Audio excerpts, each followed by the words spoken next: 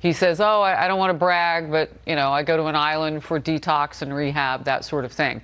Some Americans that are watching this are wondering, well, how does this really play out? Brian Claypool is an attorney with me. Right after this break, we're going to come and talk with Brian because we've got 15 minutes of a break. And Brian, I want to break down, if he can't get his hands on the $50 million, what does he get? And I have a feeling you'll talk about those cameras in the courtroom and the biggest acting job maybe that he's had in a while. Everybody stay close.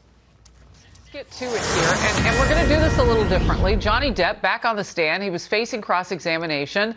The court is now inside of a 15-minute break. They're about halfway, maybe a little bit more through that right now. His ex-wife's attorney is introducing graphic text messages where he suggests violence against Amber Heard and talked about his drug use. Depp gave 2 days of unreal testimony about Heard and how she was violent toward him in their relationship. Here's a little bit of that from today. And she didn't like it when you were high on drugs or drunk on alcohol, right? She didn't like it when it was her perception that I was high on drugs. Okay. Her perception is quite different than the truth.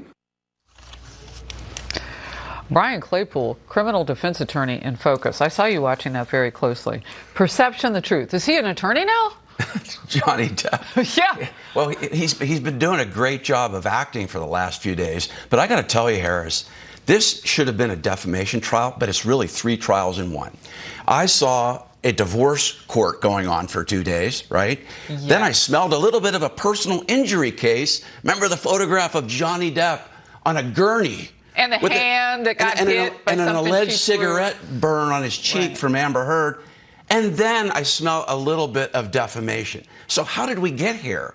I feel like Amber Heard's lawyers should have done a better job of limiting the evidence that should have been introduced in this case. You just mentioned about Amber Heard being violent against Johnny Depp. Well, she's not being sued for assault and battery. Why is that even coming into evidence? Because her lawyers have allowed that to come into evidence. Well, and what about the cameras in the courthouse? Like, okay, so as media, we get to see something that we really haven't seen like this since O.J. Simpson. But what does that do for the case of either of them? It glamorizes the case. It turns it really into a TV set. I think you saw, for example, give you a great example, Johnny Depp standing up in the testimony box the other day and showing how his mom was acting before she died and falling to the side. I mean, you would never see that in a regular courtroom, but when there are cameras, it lends itself to theatrics. So you mentioned those 3 cases, and those are important topics. Divorce, those are very intimate topics. We heard about their sex life. I mean, so much about the drug-fueled existence, and now he's saying it was her perception. But you don't go to rehab on your own island unless you're rehabbing from something. So, I mean, it is kind of a circular argument. But you mentioned personal injury, and these are very important topics that we usually don't witness. Are we seeing more than we should see at this point? Excellent point. Absolutely. So, Harris, in every jury trial, before a trial starts, there are what's called motions in limine. It's Latin for to limit evidence, right? So good lawyers can make or break a case by filing these motions to shrink the case into the evidence they believe is relevant in the lawsuit. And again, Heard's lawyers should have been filing a mountain of these motions to block any evidence coming in, for example, of Amber Heard being violent with Johnny Depp. Remember the comment he made about how and about her lying about nail polish being on a napkin?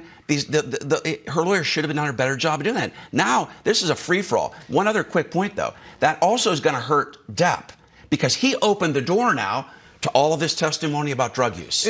Audio tape comes out of 2015. They were recording each other, by the way, and he says she was recording him surreptitiously, but he always came clean when he was recording her. Well, you'd have to live with him to know that to be true. Well, we don't know. But there sure is a lot of tape. Well, they are not shy about the cameras. We'll just start there. So her audio shows that she was admitting that she had been violent on audio tape. Now, I don't know how that comes into play because you're trying to do a defamation case. I'm saying these other topics are really important, divorce, personal injury.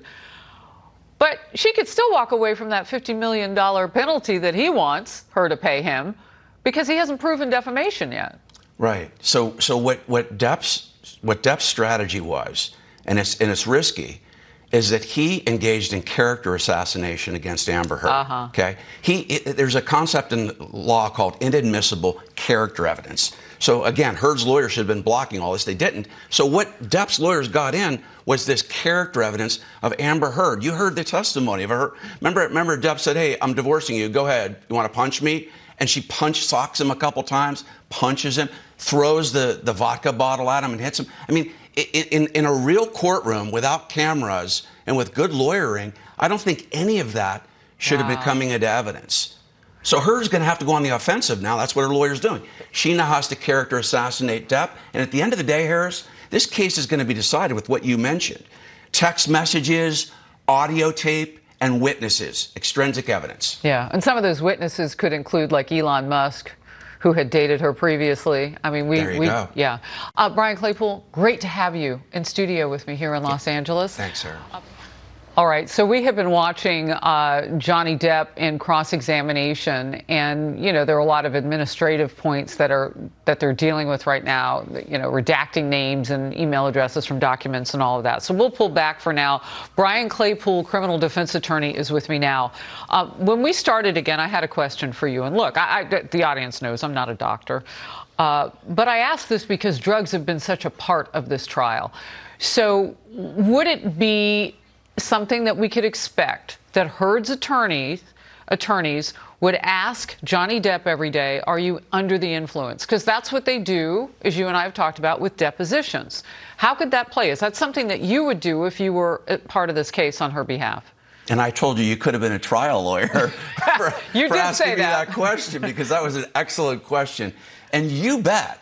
I mean, if you're Heard's lawyer, your first question every morning, Mr. Depp, are you under any medication or drugs that might impair your ability to testify today? I would ask that question every single day you're examining him. Why? Because that plants a seed in the jury's mind that, and maybe this guy really is a drug addict. Maybe this guy didn't get these acting roles because he was doing drugs, so that might defeat his damage claim. Oh, right? That is interesting. Right. So so think about it. Depp's lawyers opened the door to all this drug use. If I'm now Heard's lawyers, I'm going to argue you just admitted for 3 days that you're on drugs all the time. So maybe that's why you lost all these movie deals and you don't have any damages because there's no causation. Is that why we're seeing him now today say things like, well, she may have thought I was high or under the influence. That was her perception. Because we've gone far afield from I was with her, she was with me when I was doing this, and that was yesterday and the day before. And I mean, it got detailed about how he was feeling, and then he tried to detox and those drugs and what she wouldn't give him and so on and so on. But today, she may be wrong about what she's seeing. It may be her perception. Is that a strategy? Right. Good point again, because you just heard what he said too. He's trying to mitigate. He said, well, maybe there was some alcohol abuse, but not drug abuse. Because I'm sure he met with his lawyers last night and they told him, look, you better downplay and water down the drug use and the alcohol use, because think about it. He can't win this case. Even if he can show that Amber Heard maliciously made false comments about domestic violence, he still has to prove damages. And this all goes to damages. Right. Right. Well, it is fascinating that he thinks that we don't have the tape. And it is fascinating that she doesn't know she's on camera half the time. I mean, it isn't a good look for Amber Heard wherever they have her sitting in the courtroom. Aren't her attorneys on that? It's an interesting position for her to be frozen sometimes. Yeah. All right. Yeah. Brian Claypool, great to see you. We'll see how it all turns out. We'll continue to cover it. We want to get